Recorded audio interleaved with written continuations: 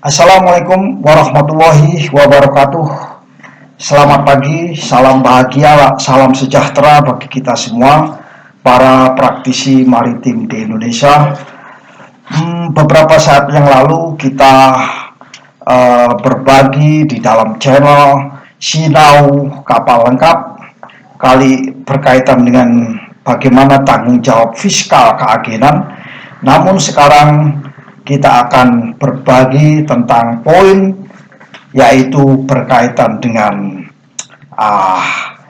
seorang agen atau perusahaan agen kapal harus benar-benar terlatih ya, agar agen kapal tersebut bisa bisa dipercaya oleh prinsipalnya, oleh pemilik kapal. Nah, berbicara tentang agen kapal yang terlatih ini sangat penting. Kenapa terlatih ini sangat penting?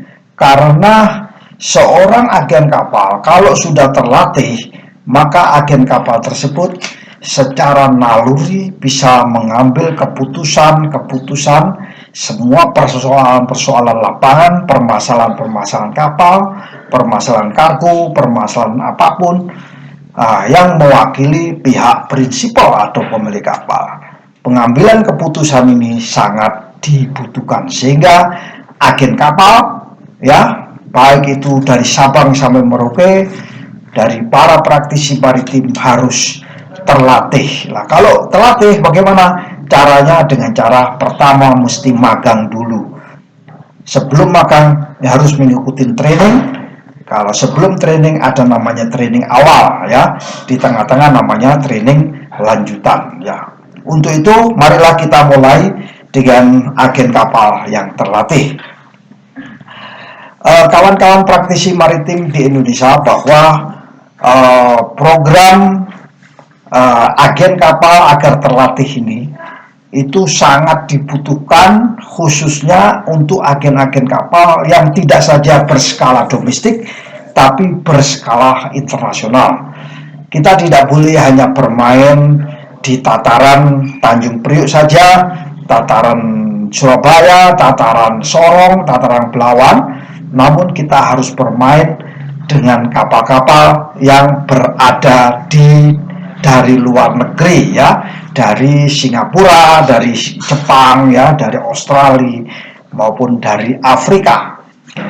Ke depan kita harus menjadi poros maritim dunia. Artinya apa? Kapal-kapal di luar negeri bisa singgah ke Indonesia karena agen-agen kapal di Indonesia sudah mulai trusted, sudah mulai dipercaya, karena agen-agen kapal di Indonesia sudah terlatih dengan baik. Sehingga tip pertama untuk bisa menjadikan Indonesia poros maritim dunia, maka agen-agen kapal di Indonesia minimal anggotanya, karyawannya harus bersertifikat ya, bersertifikat. Kedua, terlatih, mengikuti beberapa latihan ya, mengikuti training terkait dengan kedatangan kapal, terkait muatan kapal ya, terkait kapal itu sendiri, persoalan kapal, terkait dengan berthing, terkait dengan VTS, terkait dengan bagaimana administration kepada pemerintah, posted, bagaimana kapal sandar, bagaimana clearance in, bagaimana clearance out, bagaimana menyelesaikan masalah. Itu namanya latihan terlatih. Ikutilah training yang baik. Ikutilah beberapa pertemuan yang diadakan oleh asosiasi keagenan. Di Indonesia ada asosiasi keagenan. Itu biasanya diadakan tiap tahun, melakukan pertemuan. Ikuti, karena itu akan bisa menambah pengetahuan atau semacam terlatih atau semacam latihan. Kemudian kita harus berorientasi kepada layanan ya. Kita harus berorientasi kepada layanan yang harus diberikan oleh seorang agen kapal kepada shipping company, agen kapal kepada pemilik kapal, agen kapal kepada prinsipal. Itu adalah orientasi seorang agen kapal. Berikutnya, kita sebagai seorang agen kapal harus melengkapi diri kita dengan pengetahuan, ya, pengetahuan operasi agen kapal, ya, pengetahuan operasinya agen kapal apa saja. Agen kapal yang seperti yang sebelumnya kita berikan, bahwa agen kapal harus mempunyai manual, harus mempunyai prosedur. Prosedurnya direview. Agen kapal harus bila menemukan satu masalah dari flow satu prosedur, maka bisa melakukan review internal, ya, namanya annual review, sebelum direview oleh auditor dari ISO atau dari manajemen yang lainnya. So, pengetahuan tentang keagenan ini akan lebih penting. Jadi, untuk bisa mendapatkan training keagenan, maka bisa menghubungi kawan-kawan yang memang sudah ahli dalam bidang keagenan kapal. Bisa juga berhubungan dengan praktisi maritim Indonesia. Berikutnya, yaitu melatih dengan cara membuat satu keputusan. Ya, seorang agen kapal tidak boleh lemah dalam mengambil keputusan. Harus bisa melatih. Jadi biasanya ada permasalahan, lalu ada keputusan.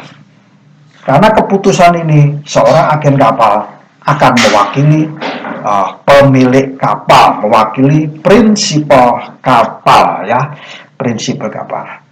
Lalu tip berikutnya apa? Tip berikutnya, nah, kalau di luar negeri, tip berikutnya, di luar negeri seorang pemilik kapal, seorang agen kapal ini harus mendapatkan minimal beberapa training, ya. Training yaitu berkaitan dengan hukum maritim. Jadi seorang hukum maritim harus diberikan kepada seorang agen kapal. Berikutnya yaitu mengenai asuransi kapal, ya.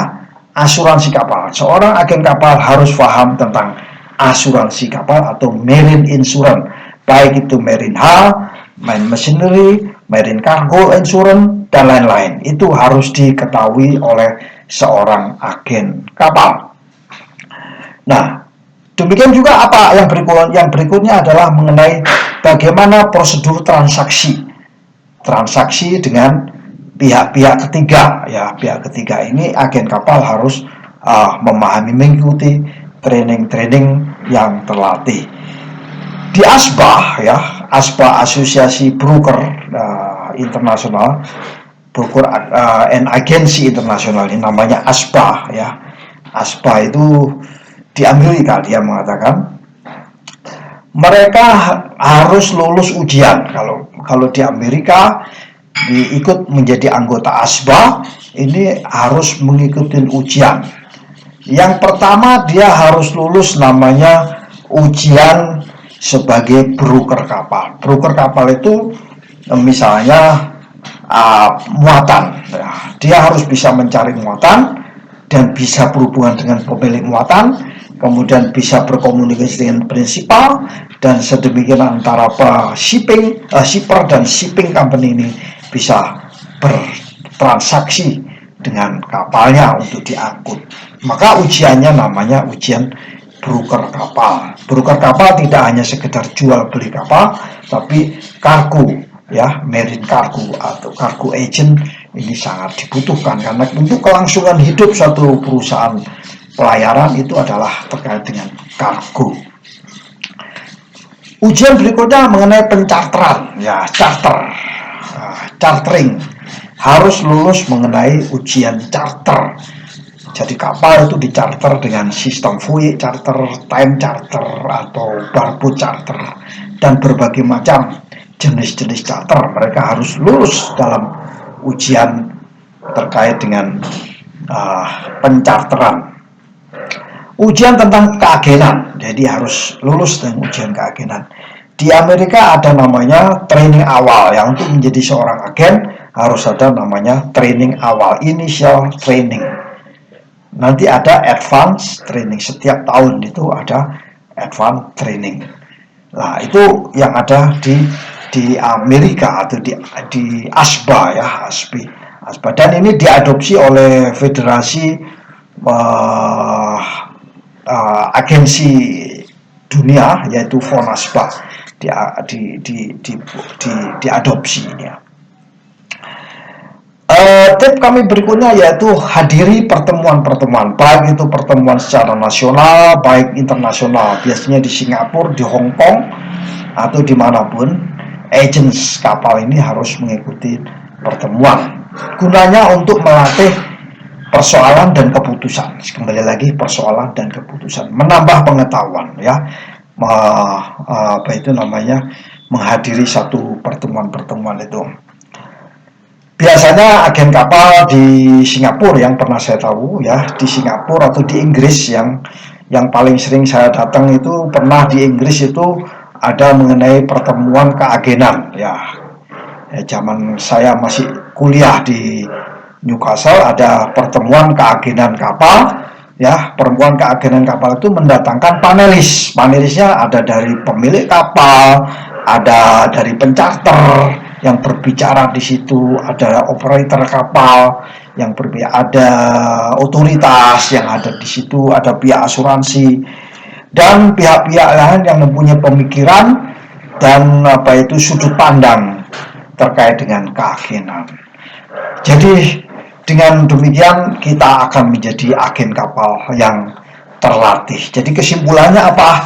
Kesimpulannya bahwa menjadi agen kapal harus mempunyai banyak training bersertifikat ya. Kalau ada ujian-ujian, ikutin ujian. Harus mempunyai prosedur yang bisa direview ya. Ikutin banyak pertemuan-pertemuan dan latih cara mengambil keputusan, melatih dengan cara mengambil keputusan. Demikianlah sharing singkat dari saya, tips singkat tentang bagaimana agen kapal itu terlatih. Lebih kurangnya saya memohon maaf. Wallahul muwaffiq ila aqwamit thoriq. Wassalamualaikum warahmatullahi wabarakatuh.